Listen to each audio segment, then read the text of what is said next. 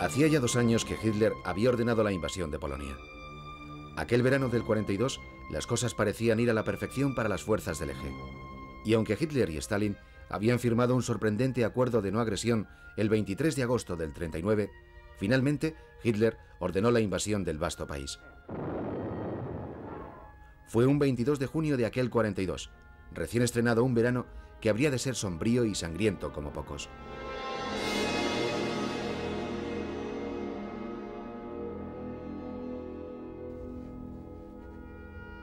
Si el nazismo se manifestó siempre extremadamente cruel con sus adversarios, con el pueblo ruso lo fue aún más.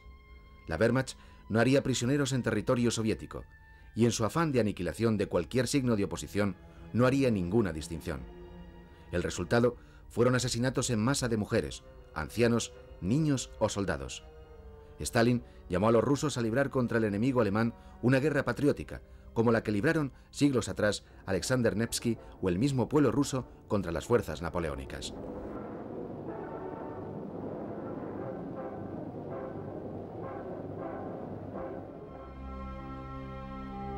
La guerra relámpago fue desplegada por los nazis con el mismo éxito inicial que tan buenos resultados había dado en Polonia y en el frente occidental. Sin embargo, los generales rusos confiaban en que no podría ser llevada a cabo indefinidamente en el vastísimo territorio soviético. El asedio a Moscú y a Leningrado significaron enormes pérdidas de vidas y armamento para el ejército soviético, como habían previsto los estrategas alemanes, y fueron los primeros capítulos de un plan de ocupación mucho más ambicioso.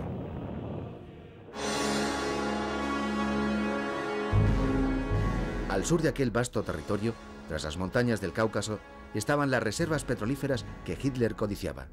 Su dominio le permitirían lograr su deseado triunfo final.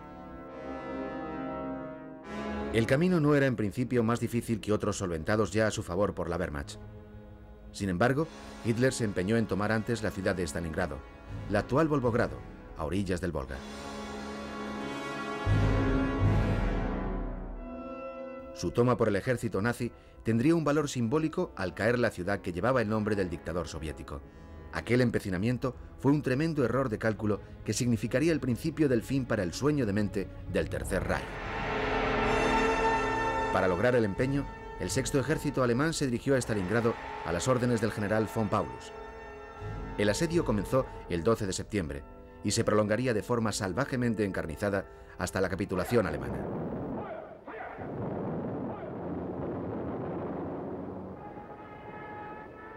La estrategia soviética, dirigida por los generales Zhukov y Vasilevsky, consistía en esencia en utilizar la ciudad como una trampa para los alemanes, reteniéndoles hasta poder recomponer el ejército rojo en la retaguardia y aplastarles.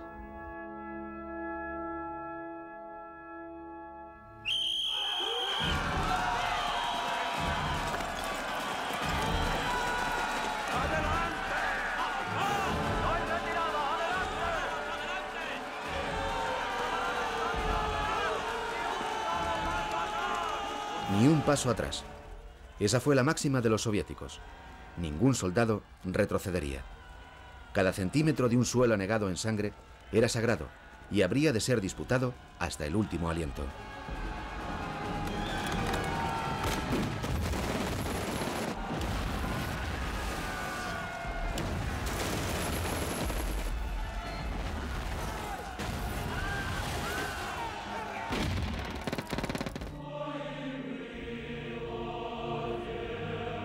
Una ciudad arrasada por los bombardeos incesantes de los Stuka y la artillería alemana fue el campo de batalla en el que se libró el que seguramente sea el más fiero combate de la historia.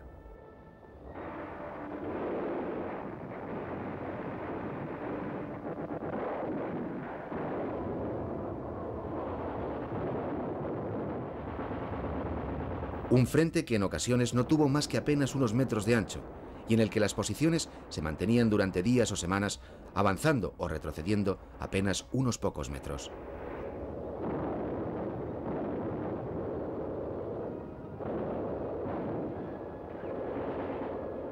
En medio del ensordecedor ruido de los cañones, aquellos fueron momentos de enormes sacrificios, de héroes anónimos que sustituían a otros héroes anónimos que habían sido abatidos defendiendo cada esquina de lo que quedaba de cada calle de lo que meses atrás había sido una pujante ciudad industrial, orgullo de los soviets.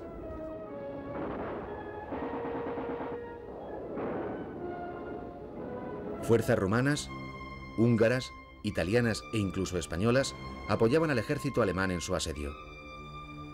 En noviembre, las fuerzas rumanas, que eran las encargadas de defender la ruta de suministros al ejército alemán, fueron cercadas primero y aplastadas después por un ejército rojo que se había reagrupado.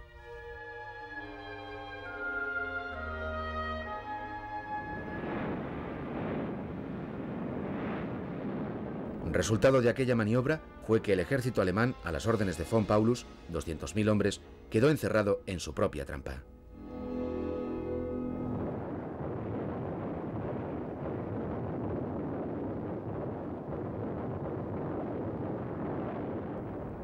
Hitler ordenó resistir, pues Göring aseguraba que la Luftwaffe podría asegurar los suministros que los sitiados necesitaban. Sin embargo, oleadas sucesivas de aviones tan solo pudieron hacer llegar una pequeña parte de lo necesario.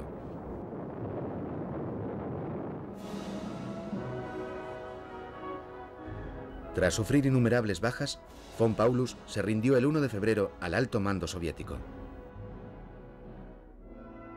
Las bajas totales de Alemania en la batalla de Stalingrado fueron de 1,5 millones de hombres, 3.500 carros de combate y cañones autopropulsados, 12.000 piezas de artillería y 3.000 aviones. La batalla más sangrienta había terminado. El nazismo había sido derrotado y ya no habría vuelta atrás. Era el comienzo del fin.